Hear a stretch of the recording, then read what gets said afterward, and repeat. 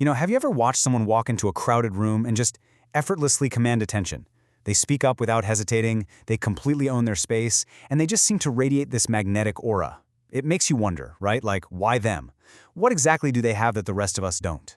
Well, welcome to this explainer on architecting inner belief. Today, we're unpacking the true, science-backed, and completely learnable nature of confidence. And as you'll see, it might not be what we originally thought. So why do some people just command a room? For the longest time, society has sold us this massive lie. We've been told that you either have it or you don't.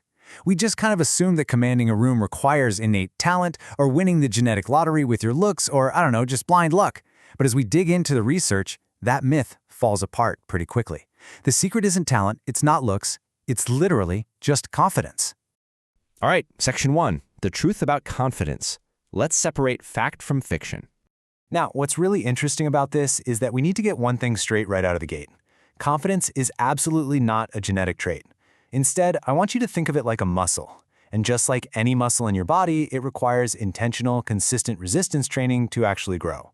But as we build it, we really have to draw a clear line between true confidence and arrogance. People confuse the two all the time, but psychologically, they're polar opposites. Confidence is grounded. It's built through real practice, taking action, and cultivating a growth mindset. Essentially, just knowing you can figure things out as you go. Arrogance, on the flip side, is just an ego-driven illusion. It's loud, mostly because it's trying to cover up some really deep insecurities. True confidence doesn't need to shout because it's rooted in a genuine earned belief in your own ability. Moving on to Section 2, why we doubt ourselves, the anatomy of insecurity. So, if confidence is just a muscle, why do so many of us feel so incredibly weak in that area? Building this muscle isn't exactly a walk in the park because we all face these internal villains that just constantly chip away at our self-belief. Looking at this list, which of these struggles hits closest to home for you? For a lot of us, it's that paralyzing fear of failure and judgment. And interestingly enough, there's actually a deep evolutionary psychology behind this. Our ancient brains evolved to fear judgment because, thousands of years ago, being cast out of the tribe meant actual physical danger. You would literally not survive. So when you feel terrified of what people think at a networking event, that's just an ancient survival mechanism misfiring in a modern world. Then, of course, there's the modern trap, constant comparison to others, especially on social media, where we're comparing our messy, chaotic behind the scenes to everyone else's highly curated highlight reel. Add in a little social anxiety, maybe a lack of preparation, or constantly dwelling on past mistakes, and man, you have a perfect recipe for insecurity. But here's the thing, these are universal, deeply human struggles. You are definitely not alone in fighting them. And that brings us to a pretty harsh reality we have to face. Negative self-talk and fear of judgment destroy self-belief before we even try. Just think about how many incredible opportunities you've missed out on, not because you weren't capable, but simply because that little voice in your head convinced you that you'd fail before you even took a single step. Toxic environments and our own internal self-doubt are literally the ultimate paralyzers of progress. Okay, let's dive into Section 3, the psychology of self-belief, and how we go about rewiring the brain for success. So how does the brain actually construct belief? We have to pivot here from emotional struggles to the hard psychology. Because belief doesn't just magically happen because you really wish for it. Your brain actively builds self-belief through hard evidence. And this is driven by what psychologists call the confidence-competence loop. This is a real game changer. Most people get this entirely backwards. They think, well, I'll take action once I finally feel confident. But neuroscience tells us the exact opposite. Step 1 is always to take action. Even when you are completely terrified, actually doing the thing. Taking that first scary step allows you to build competence, which is step 2. You learn, you adapt, you get a little bit better. And it's that proven competence, that tangible, undeniable evidence of your ability, that naturally generates step 3, growing confidence. You cannot wait for confidence to act. Action is the very thing that creates it.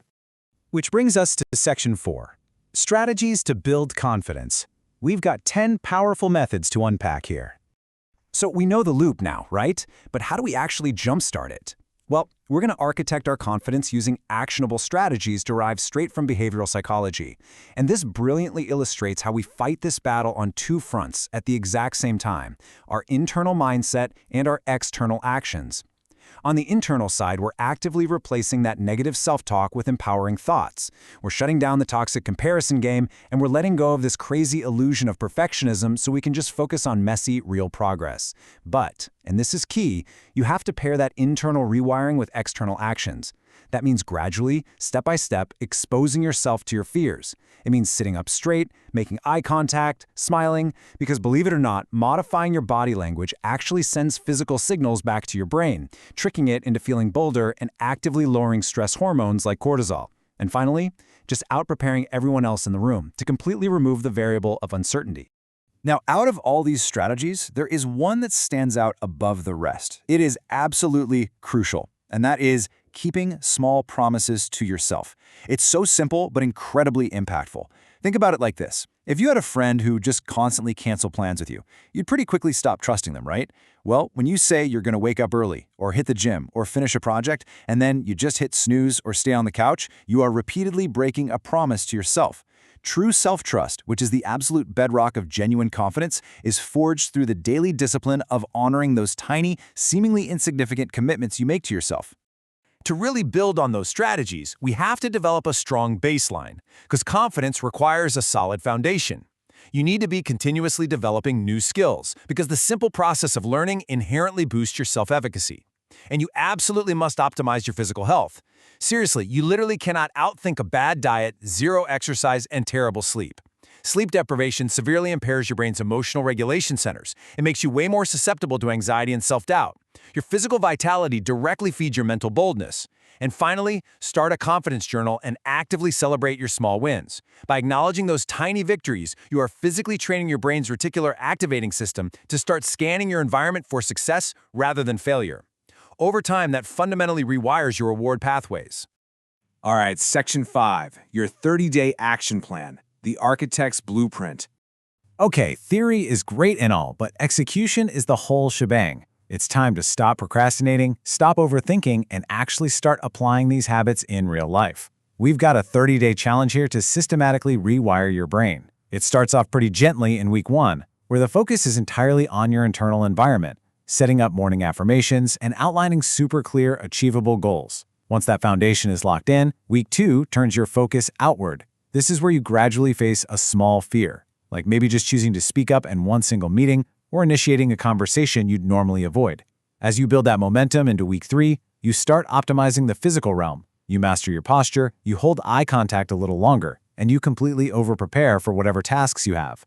By week 4, it's all about solidifying that new neural wiring you've just created. You actively celebrate the wins you've racked up and do some nightly reflection. So instead of seeing this as a rigid list of chores, look at it as a connected story of your growth. Over a month, these daily habits stack up like crazy to conquer fear and create a massive internal transformation.